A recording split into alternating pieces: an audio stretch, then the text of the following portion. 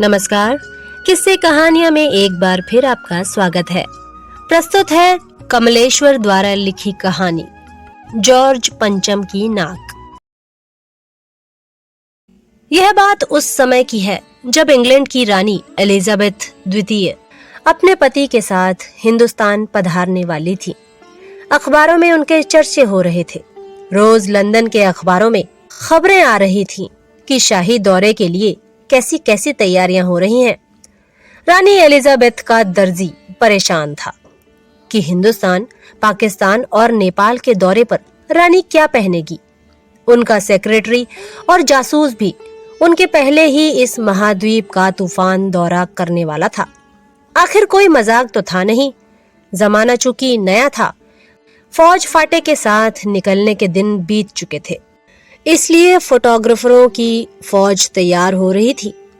England के अखबारों की कतरने हिंदुस्तानी अखबारों में दूसरे दिन चिपकी नजर आती थी कि रानी ने एक ऐसा हल्के नीले रंग का सूट बनवाया है जिसका रेशमी कपड़ा हिंदुस्तान से मंगवाया गया है कि करीब 400 पाउंड खर्चा उस सूट पर आया है। रानी एलिजाबेथ की जन्म पत्री भी छपी, प्रिंस फिलिप के कारनामे छपे और तो और उनके नौकरों, बावर्चियों, खानसामों, अंगरक्षकों की पूरी जीवनियां देखने में आई। शाही महल में रहने और पलने वाले कुत्तों तक की जीवनियां देखने में आई। शाही महल में रहने और पलने वाले कुत्तों तक की तस्वीरें अखबारों में छप गई। बड़ी धूम थी, बड़ा शोर शराबा था। शंख इंग्लैंड में बज रहा था, गूंज हिंदुस्तान में आ रही थी। इन अखबारों से हिंदुस्तान में सनसनी फैल रही थी। राजधानी में तहलका मचा हुआ था। जो रानी 5,000 रुपए का रेशमी सूट पहनकर पालम के हवाई अड्डे पर उतरेगी, उसके लिए कुछ तो होना ही चाहिए। कुछ क्या, बहुत कुछ होना चाहिए। जिसके बावर्ची पहले महायुद्ध में जान हथेली पर लेकर लड़ चुके हैं, उसकी शान शौकत से क्या कहने। और वही रानी दिल्ली आ रही है। नई दिल्ली ने अपनी तरफ देखा और बेसाख्ता मुंह से निकल गया, वह आए हमारे घर, खुदा की रहमत। कभी हम उनको, कभी अपने घर को देखते हैं। और देखते देखते नई दिल्ली का काया पलट होने लगा। और करिश्मा तो यह था कि किसी ने किसी से नहीं कहा, किसी ने किसी को नहीं देखा, पर सड़कें जवान हो गईं, बुढ़ापे की धूल साफ हो गई, इमारतों ने नाज़नीनों की तरह श्रृंगार किया। लेकिन एक बड़ी मुश्किल पेश थी, वह थी जॉर्ज पंचम की नाक। नई दिल्ली में सब कुछ था, सब कुछ होता जा रहा था, सब कुछ हो जाने की उम्मीद थी, पर पंचम की नाक की बड़ी मुसीबत थी। दिल्ली में सब कुछ था, सिर्फ नाक नहीं थी। इस नाक की भी एक लंबी दास्तान है। इस नाक के लिए बड़े तहलके मचे थे। किसी वक्त आंदोलन हुए थे, राजनीतिक पार्टियों ने प्रस्ताव भी दिए थे, गर्मा गर्म बहसें भी हुई थी, अखबारों के पन्ने रंगे गए थे। बहस इस बात पर थी कि जॉर्ज पंचम की नाक रहने दी जाए या हटा दी जाए। और जैसा कि हर राजनीतिक आंदोलनों में होता है, कुछ पक्ष में थे, कुछ विपक्ष में, और ज्यादातर लोग खामोश थे। खामोश रहने वालों की ताकत दोनों तरफ थी। यह आंदोलन चल रहा था। जॉर्ज पंचम की नाक के लिए हथियारबंद पहरेदार तैनात कर दिए गए थे। क्या मजाल कि कोई उनकी नाक तक पहुंच जाए। हिंदुस्तान में जगह जगह ऐसी नाकें खड़ी थी, और जिन तक लोगों के हाथ पहुंच गए, उन्हें शानो शौकत के साथ उतार कर अजायब घरों में पहुंचा दिया गया। शाही लाटों की नाकों के लिए गुरिल्ला युद्ध होता रहा। उसी जमाने में यह हादसा हुआ। इंडिया गेट के सामने वाली जॉर्ज पंचम की लाट की नाक एकाएक गायब हो गई। हथियारबंद पहरेदार अपनी जगह तैनात रहे, गश्त लगाते रहे, और लाट चली गई। रानी आए और नाक न हो। एकाएक यह परेशानी बढ़ी सरगर्मी शुरू हुई। देश के खैर ख्वाहों की एक मीटिंग बुलाई गई और मसला पेश किया गया कि क्या किया जाए। वहां सभी एक मत से इस बात पर सहमत थे कि अगर यह नाक नहीं है तो हमारी भी नाक नहीं रह जाएगी। उच्च स्तर पर मशवरे हुए, दिमाग खरोचे गए और यह तय किया गया कि हर हालत में इस नाक का होना बहुत जरूरी है। यह तय होते ही एक मूर्तिकार को हुक्म दिया गया कि फौरन दिल्ली में हाजिर हो। मूर्तिकार यों तो कलाकार था, पर जरा पैसे से लाचार था। आते ही उसने हुक्कामों के चेहरे देखे। अजीब परेशानी थी उन चेहरों पर। कुछ लटके हुए थे, कुछ उदास थे और कुछ बदहवास थे। उनकी हालत देखकर लाचार कलाकार की आंखों में आंसू आ गए। तभी एक आवाज सुनाई दी, मूर्तिकार, जॉर्ज पंचम की नाक लगनी है।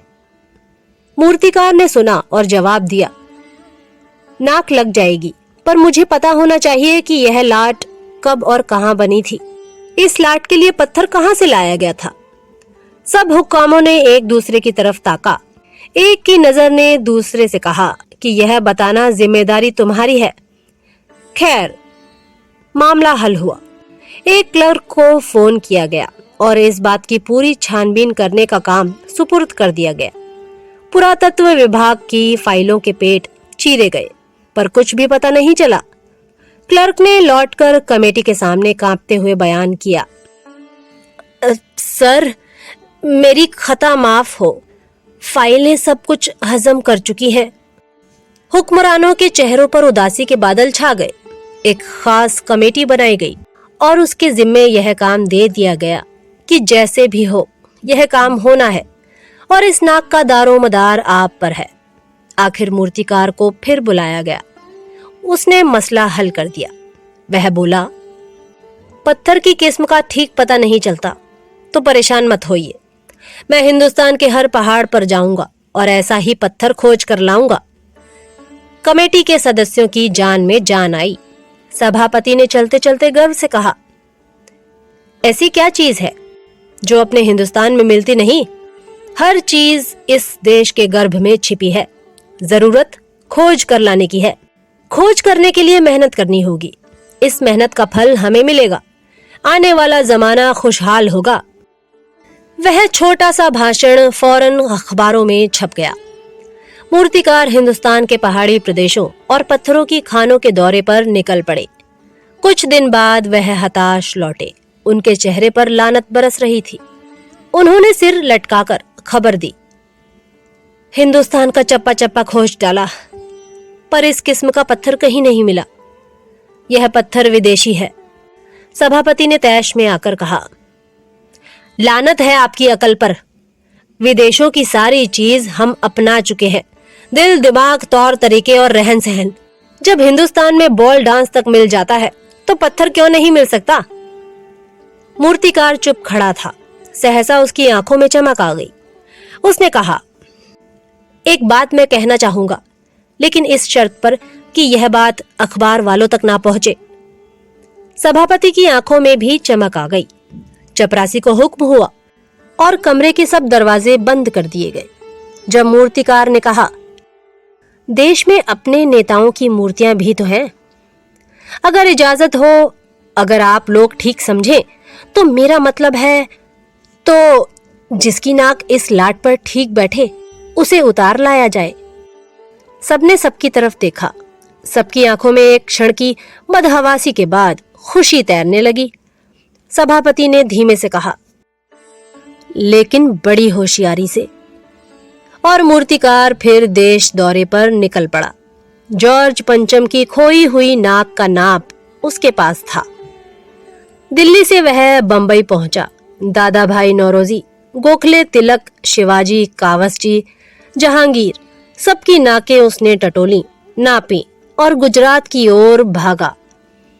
गांधी जी, सरदार पटेल, विट्ठल भाई पटेल, महादेव देसाई की मूर्तियों को परखा और बंगाल की ओर चला।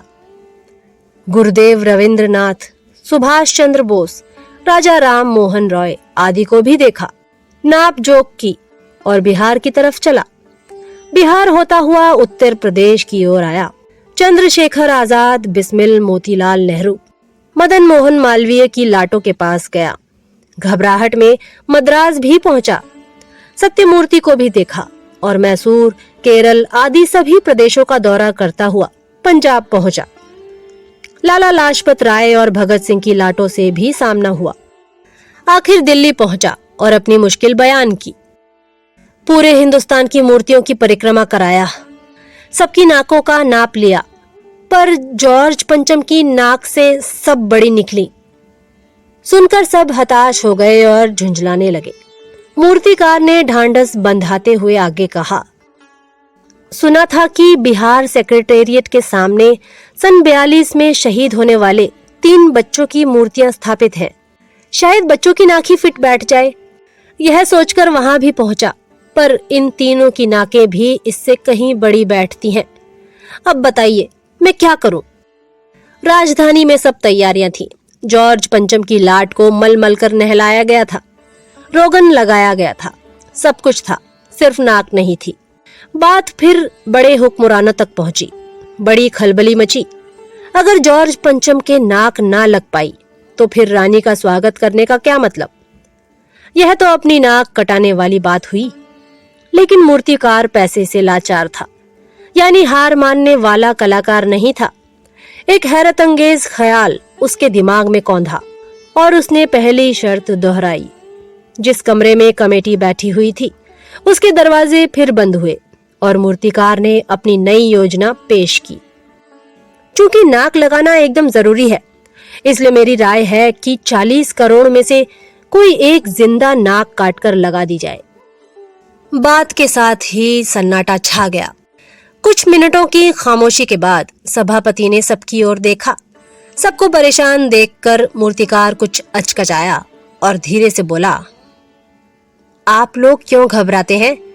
यह काम मेरे ऊपर छोड़ दीजिए। नाक चुनना मेरा काम है, आपकी सिर्फ इजाजत चाहिए। कानाफूसी हुई और मूर्तिकार को इजाजत दे दी गई। अखबारों में सिर्फ इतना छपा कि नाक का मसला हल हो गया है और राजपथ पर इंडिया गेट के पास वाली जॉर्ज पंचम की लाट के नाक लग रही है। नाक लगने से पहले फिर हथियार बंद पहरेदारों की तैनाती हुई।